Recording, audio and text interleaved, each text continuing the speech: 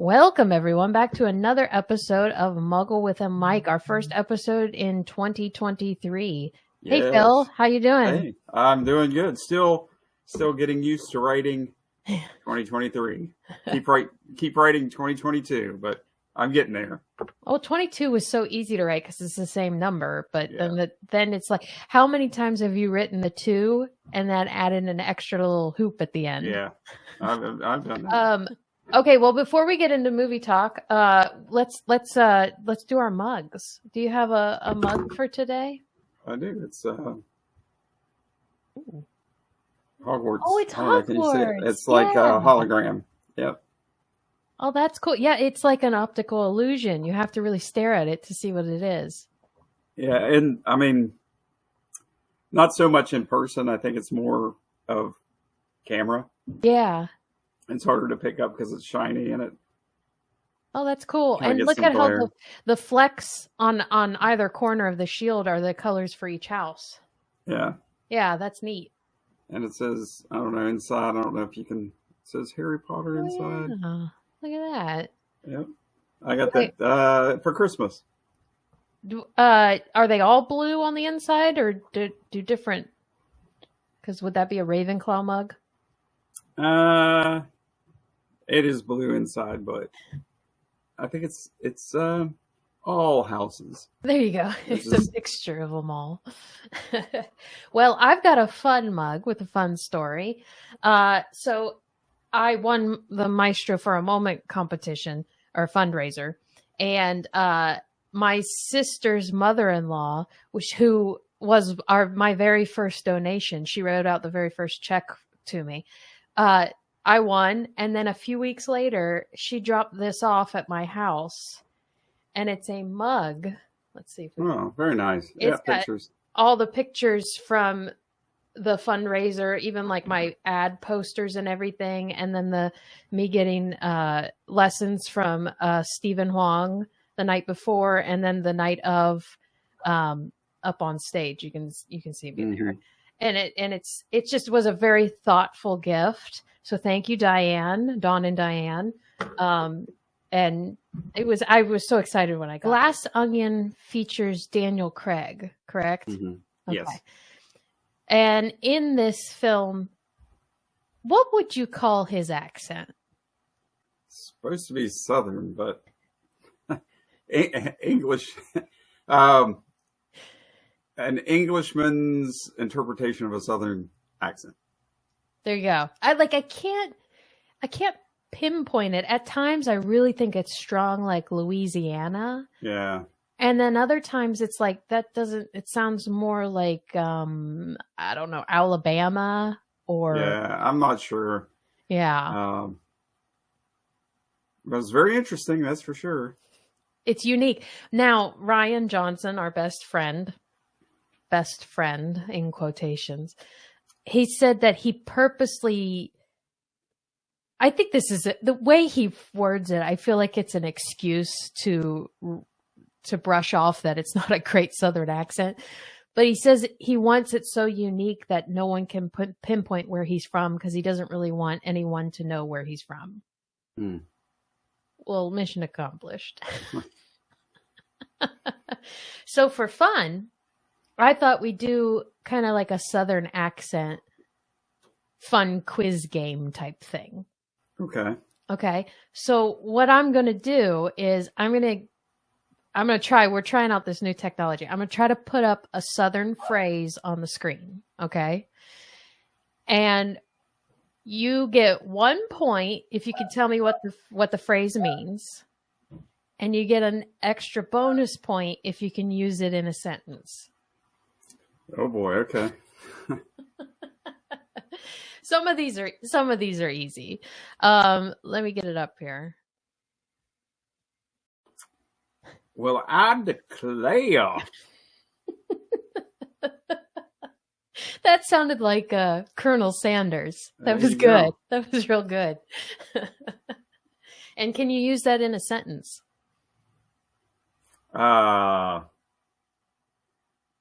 You brought me a bucket of chicken, I declare. Well, I declare this chicken is scrumptious. Yeah, that one is also used very prominently in an episode of The Office.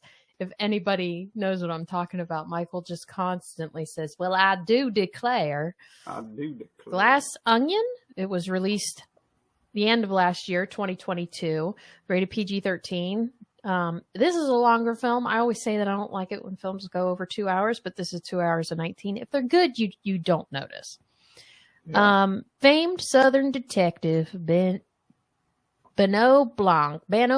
I can never say his name right. Benoit. There we go. Benoit Blanc travels to Greece for his latest case. Directed by our good buddy, Rian Johnson. And our even better buddy is a writer named Rian Johnson. Those are both lies. Okay, so it stars. Phil, do you want to name some of the people it stars? Because it's got a star-studded cast. Yeah, it does. It has... Yes, me too quick. It has that guy. has Drax the Destroyer. Dave Bautista. Dave Bautista. That other guy that was James Bond. Daniel Craig. Daniel Craig. My brain is like... But you know what? Most people know these people by their roles rather than. And you know what's. I'll go down the list real quick. Daniel Craig, Edward Norton, Janelle Monáe, Catherine Hahn, Leslie Odom Jr., Kate Hudson, Dave Bautista, Jessica Henwick, Madeline Klein, Noah Segan, Jackie Hoffman, Dallas Roberts, all kinds of. Ethan Hawke, Hugh Grant, Stephen Sondheim, Natasha Lyonne. Kareem Abdul-Jabbar makes a cameo. Serena Williams, Yo-Yo Ma, Joseph Gordon-Levitt, Angela Lansbury, all those people. Ryan likes to just drop famous people's names that he knows. Well, and he did in the movie too. I mean, like they had Jeremy Renner's Hot Sauce, and I mean, he just went through and just kind of name dropped. Let's see. The guy who played Daryl is one of those other ones where Ryan knows him and has him in every one of his films. So I thought Daryl was going to be like a really focal point. Like at the end, he was going to play a crucial role, and he did. Well, yes, I had that as like on my notes as a bullet point. It's like, I don't know if he was supposed to be a red herring. Yeah, right. Or maybe he actually did, and it just, his part got left on the cutting room floor, but to me, it was just kind of a waste of screen time. I mean, why even have him in there? Because you knew he wasn't going to be the murderer. It was going to be one of the main people, one of the main suspects, one of the friends. So, I mean, I thought he might have something to do with it. I thought he might witness something, you know. Like be a witness to the shooting at the end or something, but no, he was just there. Yeah, so it just, I mean, to me, I thought it was just kind of a waste of precious screen time. No, I agree. Like I said, maybe he was meant to be a red herring. I don't know, but he could have had a lot of red herrings. Yeah. Did we need him along with all the other red herrings? Yeah. And then, did you know Joseph Gordon-Levitt's in everything that he does? Because he was in Last Jedi and everything. But he was in. Oh, what was the big movie that he did? It had. I can't think of the name. Is it the one where he played Bruce Willis's? Yeah. What was the name of that? Oh, yeah. You asked me too fast. It's not Looper, is it? Yeah, it's Looper. Looper? Okay. Yeah. Everybody listens like, it's Looper, you idiot. We'll just loop it back in editing, and no one will have any idea we didn't know. Do you know who he played in this? I don't. He was it's so silly. I don't know if I like it or if I love it. I'm teetering. He was the Dong. Oh, he just did the voice. Yeah. Okay. And That is, I have it in my notes somewhere, but the dong thing is reminiscent of another murder mystery back in like the 80s or something like that. So it had a purpose to it. It wasn't just like a Daryl. I guess that could be a new thing we say, something that was a waste of space or didn't make any sense. We can just call it a Daryl. A Daryl. Yeah. So the donging throughout the movie was not a Daryl. It had a purpose to it and a meaning behind it. Yeah. Yeah. So it was good. I did like in the movie, like I said, you didn't really find out they were working together until probably about 1/3 of the way. And then they kind of went back and showed you, okay, while this was happening, you know, she was over here doing this, or they kind of showed you behind the scenes. I did like that. But when Dave Bautista's character died, they were freaking out, and there was like, there's no way off the island. You know, they were trying to get that boat in. Right. It's like, you're like a billionaire. You like rented the Mona Lisa. You don't have a helicopter, or like, what if there's a medical emergency? I mean, you don't have a small boat. You can meet the other big boat just because you had that.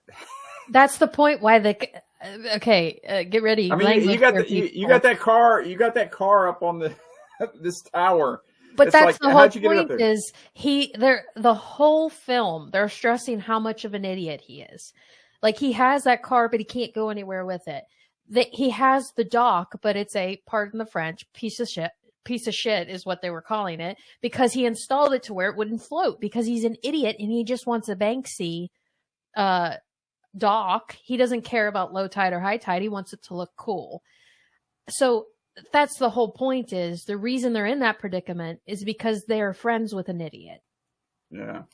So I think it's consistent with the character. Now, on the other hand, do I like that was the murderer? Like, I thought it would be like, I'm even with Blanc, like, you're an idiot. I had to solve this.